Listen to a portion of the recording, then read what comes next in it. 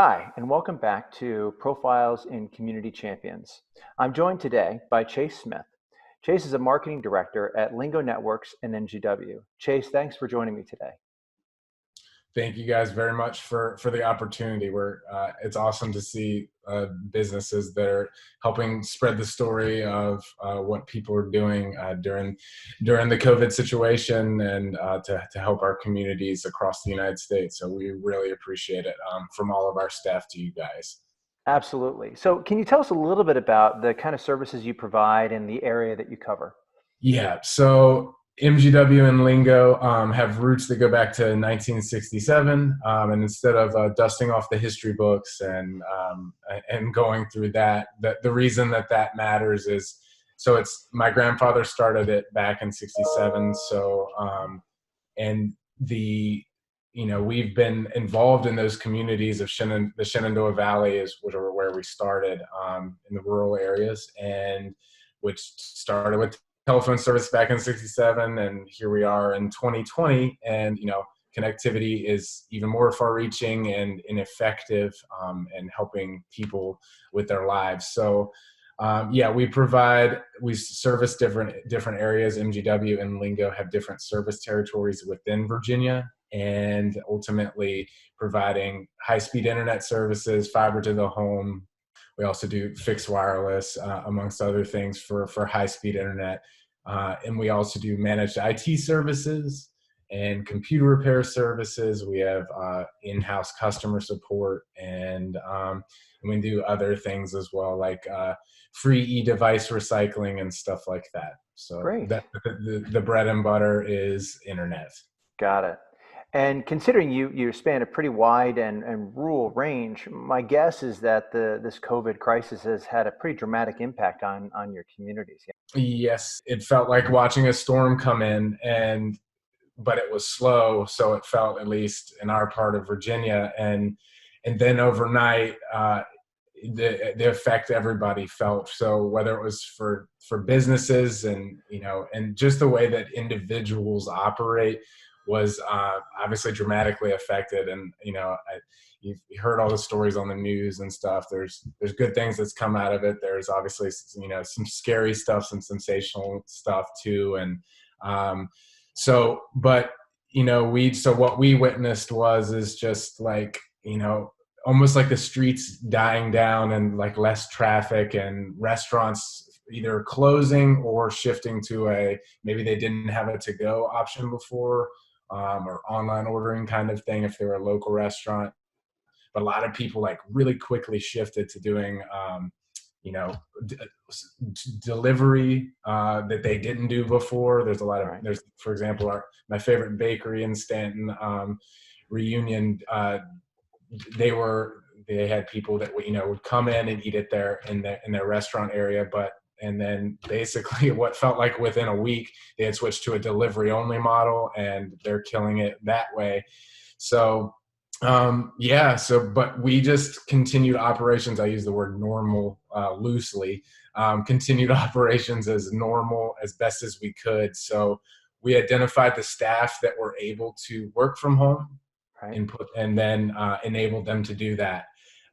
And for our technicians and stuff, service installations or perhaps service outages, whatever it might be, troubleshooting in someone's home, if that is necessary, had to still go on.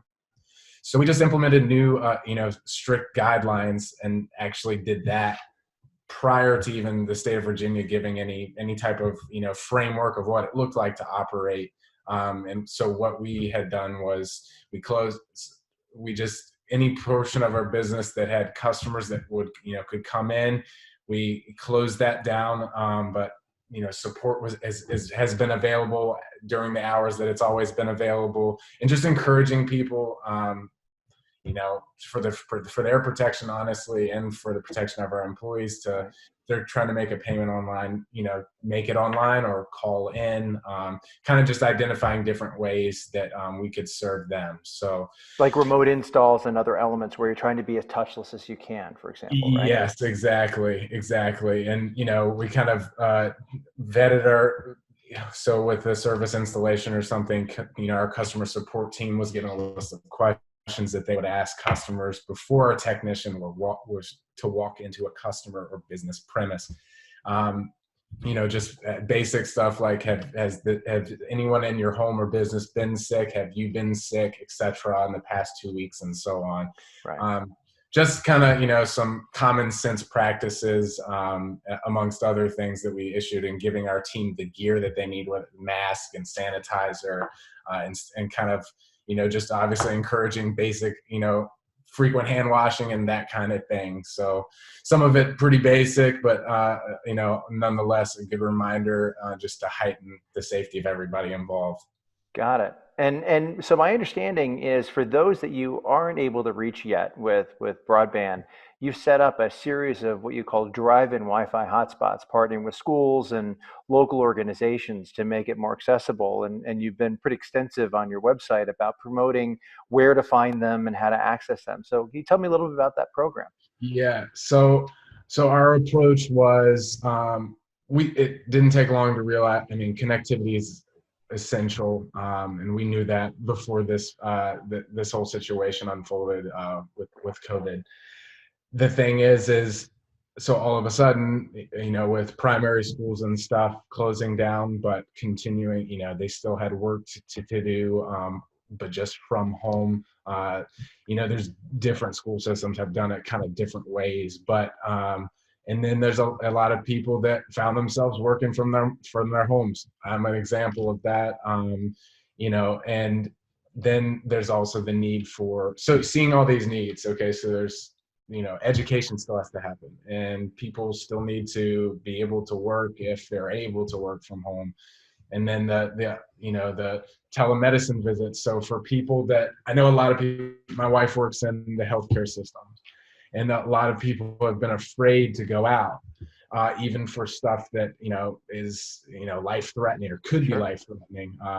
And so the ability for people to do, via a web chat with their primary care doctor to say, hey, this is what I'm experiencing, that kind of thing. So enabling those kinds of visits.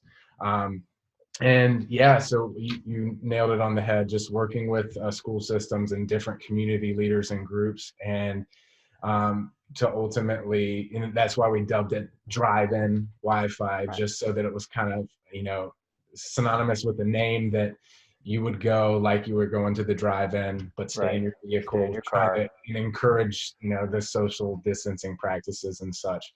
Um, so yeah, and between Lingo and MGW, so our first one was officially launched, or we officially made the announcement, I guess, April 2nd. And since then, we're up to 12 sites now Wow. across Virginia.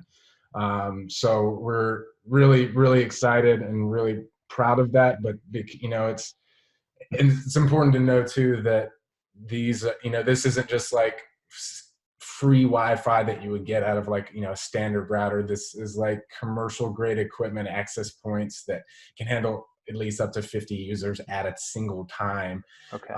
So this is, and that's the response that we've seen, and the support that we got from those community groups and school systems was, I mean, we couldn't have done it without them, really, because we needed to utilize, you Right. need to have parking, unless you want people on every hill and driving through grass trying to Right. connect to wherever Wi-Fi might be. So so our thanks to everyone in the community that has supported it, helped spread the word, and been a part in providing, whether it's parking, and accessibility for internet access.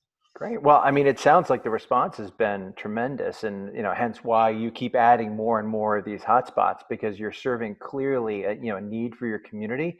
I'm sure they're going to remember the fact that you took the time to do it in this time of need, and that'll turn into future business and opportunity that you can provide even better connectivity as you reach further and further into the region, right?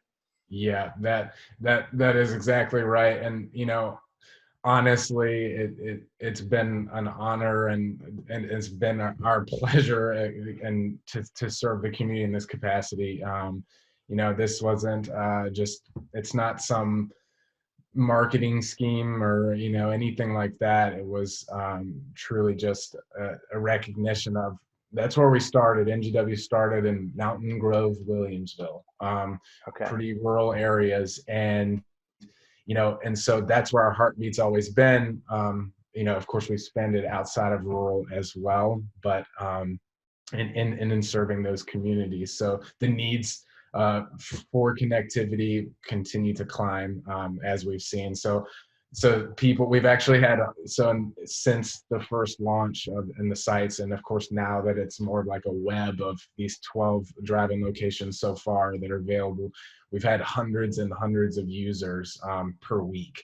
So, Wow. which is, and really incredible to see, because when we first do it, it's not like we sent out an email survey and said, would you be interested in free Wi-Fi, and Right. tell us your choice locations. We just did our best to work with places that had connectivity. And most of our sites are all powered by fiber, so and where we've already got existing internet. So, and it was really just the icing on the cake was the people in the school systems and the libraries, etc., that were gave their stamp of approval, like, yeah, bring it on, anything to help. So it's nothing without a team effort. Yeah, that's great, and really an inspiring story of you connecting your community in their time of need, and I know they're going to remember what you were able to accomplish, and thank you for taking the time today to share this story and share it with our audience. It's truly a great example of a provider putting their community first. Well, thank you very much. Thank you for sharing your time and helping to share the good news that is out there.